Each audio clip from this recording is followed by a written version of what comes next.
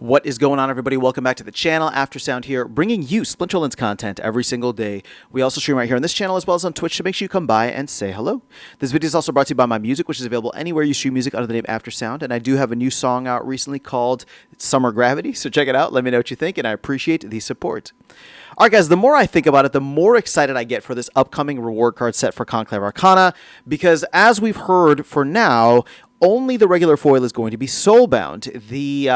All of the other foils, right, starting from gold foil up to black foil, and obviously the variants for each of those, are going to be they're all going to be NFTs, right off the bat, sellable, tradable, all of that good stuff. And the thing is, I was looking at the Foundation's card market, right, specifically, the Foundation set, because that has galvanized so many either new players or existing players to go in and play the game and get these rewards that are given out right away, you know what I mean, and have immediate value. And I'm thinking to myself, I mean, you look at some of the numbers here, right? And obviously, these are not necessarily real. Like, the true number is what somebody's willing to pay for it. So it's not really $5,000. But who knows, right? If it's a one of one or whatever the case is, these are cards that people may want. And the thing is, Foundation cards are really just there for like the collectors, right? Because obviously, in the greater scheme, in the grand scheme of things, they're not going to be the top tier cards that you want to go to and start, using in battles, especially at the highest levels. But the Conclave Arcana reward cards will be, right? Those are cards that people will absolutely want, just like every other reward set that has come out. And so because of that, I don't know what those cards are going to be going for, but there will be significant demand for them, especially from collectors, from top tier players, from people who like to maximize or maximize their earning potential, whatever the case is. All of that is going to be fun to watch. And if this is something that is going to be coming out within the next month or so, and you time that with hopefully a little bit of a bump in October for Bitcoin and the rest of the market, maybe we get all season, maybe we don't. Again, none of this financial advice. All I'm saying is that this could be a really interesting moment in which I could see, again, I'm not saying it's going to happen, and I know that I'm being a little hopium here, and optimistic, but this could be the moment in which Splinterlands actually has massive appeal. And what I mean by that is people coming in to play the game, and it's not about how much SPS you win, it's just coming in, playing the game, renting cards, buying packs, whatever it is, playing even at the lower levels in modern format, or even jumping into wild format, and playing the game and earning and winning these cards that have massive value. I mean, even just take a look at the gold foil cards, right? Because these, I think, are going to be available in chests. You look at some of these cards, and they're going for, the top ones are going for, well, $20 might be a little out there, but, $4, $5, $6, even $3 for some of these legendary cards. Again, I'm saying that these cards are not even top tier. They're not things that people would really, really want, but the other cards will be, right? And so this is where it gets exciting to me, because if people are able to win these in chests or however they're available, they can go in and immediately sell those. I remember during the height of the 2021 kind of bull run and euphoria and mania, I remember winning like a gold foil lava launcher that was worth, I don't know, at the time it was worth I think it was like $10-15. Again, nothing super crazy, but there was so much satisfaction of winning that card, completing my daily quest, earning that card in a chest, and being like, oh, cool, like this thing has value. I could go and sell this on the marketplace right now.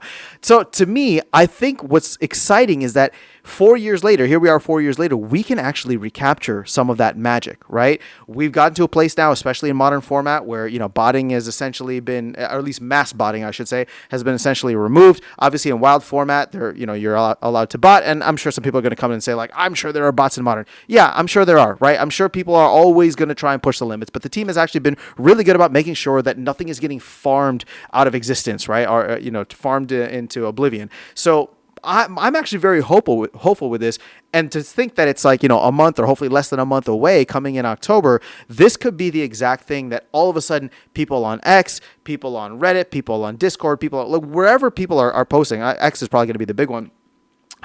But if we can start showing, like, I just played the game, did my daily quest or whatever it is that they come up with, and got my 5 wins for the day, and won this card that's worth $13. Again, it's not going to be anything crazy, but you get enough messages like that, and people being like, dude, I'm winning money in this game, right? Not SPS, not whatever, but the cards that to me, the jackpot prizes is going to be something that I think has a massive appeal. And especially coming at a time when so many other games have failed and there might be this interest in crypto. We're seeing the CGRF, right, the Crypto Gaming Relief Fund, get a lot more coverage now.